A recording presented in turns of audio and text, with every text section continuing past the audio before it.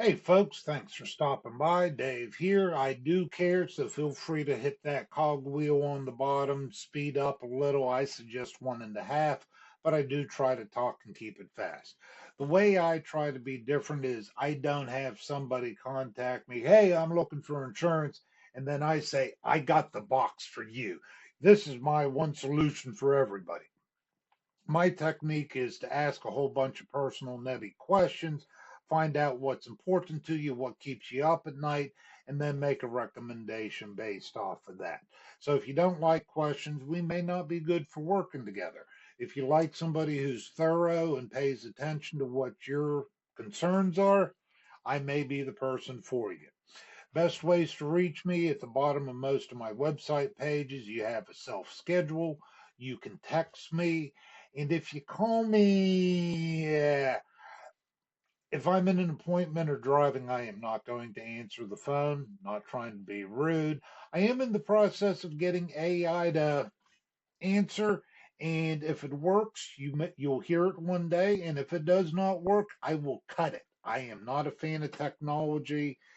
My IT guy had to pull some teeth to get me to go on this. So we're going to go over the topics. I care about your time. I'm sure you have better things to do than listen to me. The topics will be up here at the top, and you just fast forward to the parts you want to hear.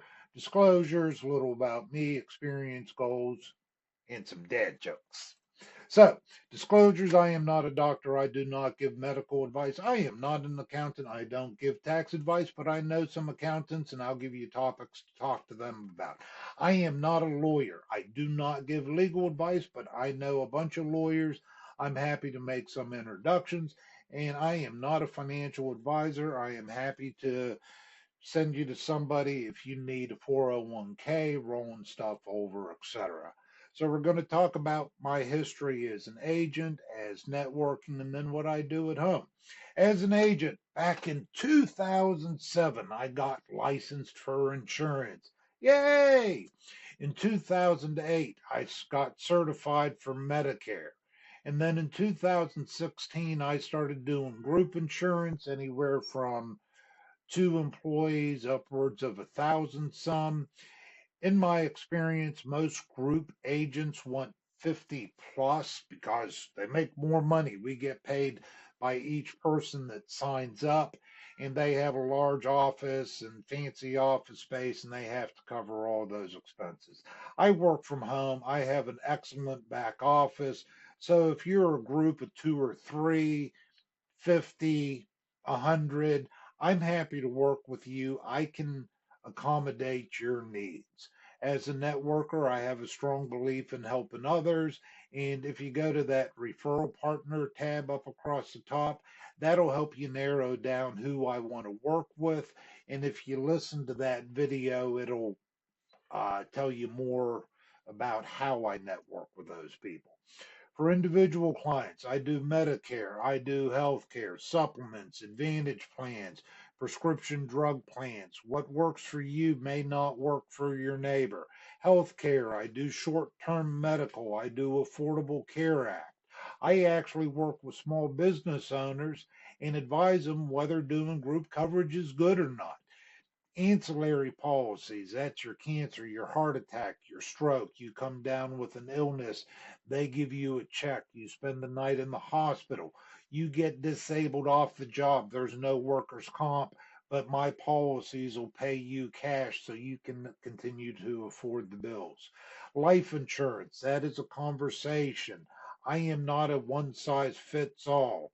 My go-to example is it's like life insurance is like having the right hammer.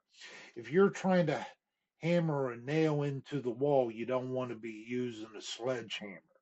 If you're trying to drive a wedge into a block of wood so it splits and you can use it to keep your house warm in the wintertime, you don't want to be using a claw hammer.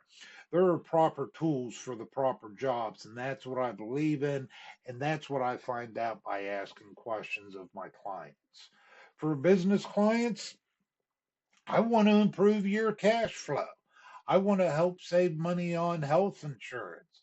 I want your plan to be one where the employee says, "Heck, this plan's so good, I'm not going to leave. This other company over here trying to steal me away has really poopy health insurance compared to my boss." So if you're a business owner, you can either train your competition, which is what happened with my employer back in the 1900s. He'd recruit someone, train them in the profession, and then the competition would steal them away. Or you can have a benefits package that helps them stay with you. You spend less money advertising, interviewing, training, and you hopefully end up with a more skilled staff that you want so that you can make more sales, provide a better product, have less stress, and more cash flow. On the advanced planning, if you're not familiar with that, businesses have advanced planning. You and your business partner are in business and one of you dies. That means the other business partner is involved with the estate or the spouse. That's not always a good thing. With an attorney and an accountant, we can have life insurance provide cash to be able to buy the surviving spouse estate out.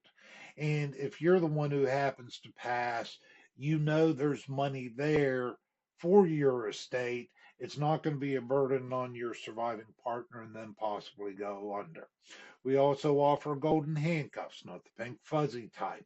That's good for your key employee. Let's say you have one sales rep and they make all your sales.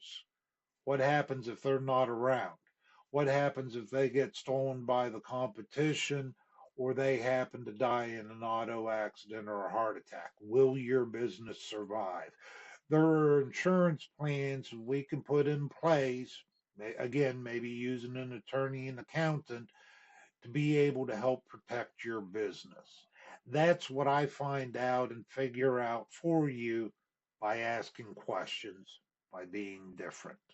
So, personal goals, it's to help my clients understand enough to be able to get the right plan, to be able to follow up with them once a year.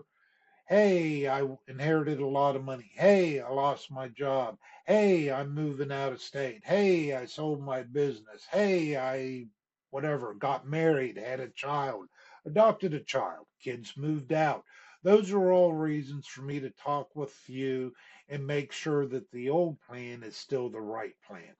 My other reason for doing this is I need to grow my business so my girlfriend can retire. She's a nurse. She's got 2 years on me and she wants to be home on the farm. She wants to be out in the garden hanging with the chickens, the pigs, and the rabbits. I need to start helping more clients so that I make extra money so she's able to stay at home. And then I enjoy my life. I work from home. I spend a lot of time outside. I would like to be more physically active. And with 10 acres here, there's plenty of trees and other things I can do. So I need to be more focused and intentional with my work. Fun notes, I already told you I work from home. There is a critter warning. I have cats. I threw them out before recording this video, but occasionally you'll see a cat tail walk across the screen. Or if we're on a phone call, you may hear me say, "Hey, hold on a minute," because the kitty's there trying to help me type notes. Nonprofits, giving, I'm very big on volunteering. I'm actually in the process of updating my will so that when I pass, there's charitable giving.